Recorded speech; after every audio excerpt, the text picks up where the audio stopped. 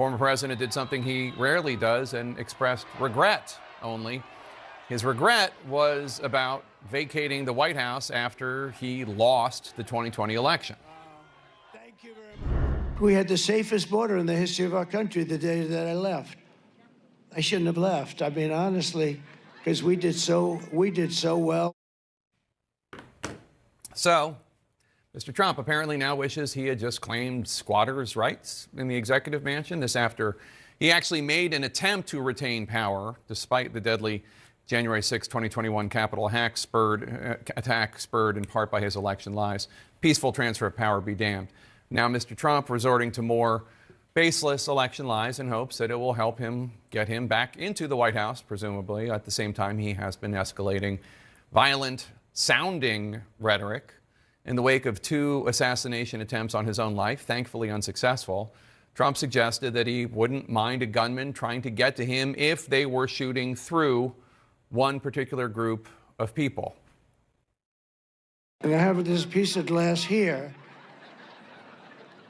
but all we have really over here is the fake news, right?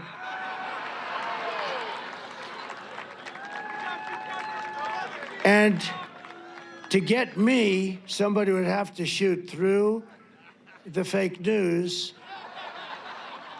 And I don't mind that so much, because I don't mind that.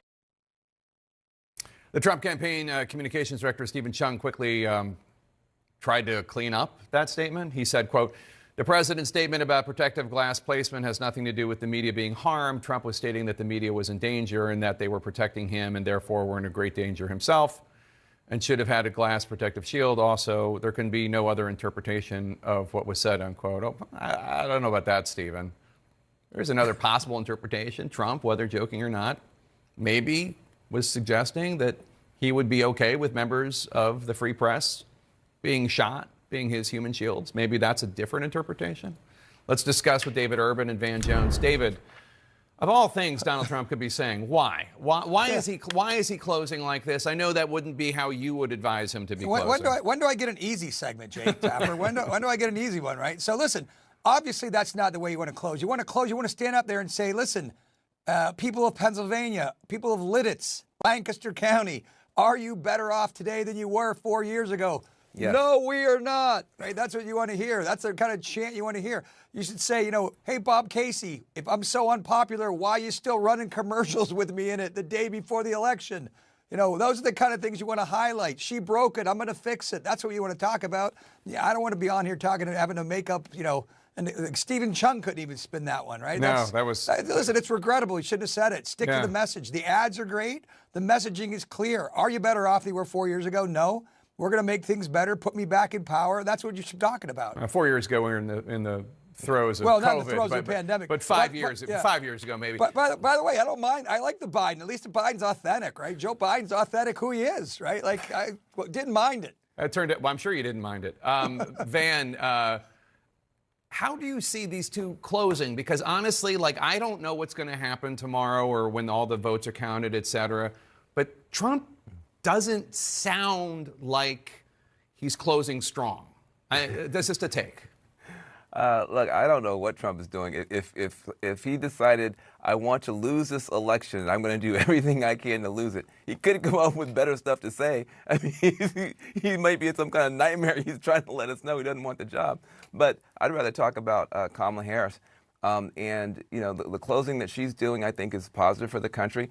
Everybody says be negative at the end, close strong. Negative works better than positive. She's choosing to be positive. I think that's important. But what we're discovering at the grassroots level is that there are some arguments against Trump that haven't yet been made.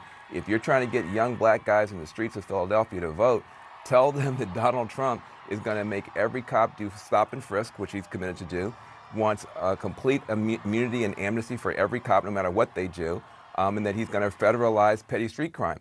The Trump crackdown, that argument is a tough argument against Trump. She's not making it, but grassroots people are making it. There are arguments that can be made to move Jewish voters that are tough arguments on Trump for having picked J.D. Vance, who actually voted against aid for Israel.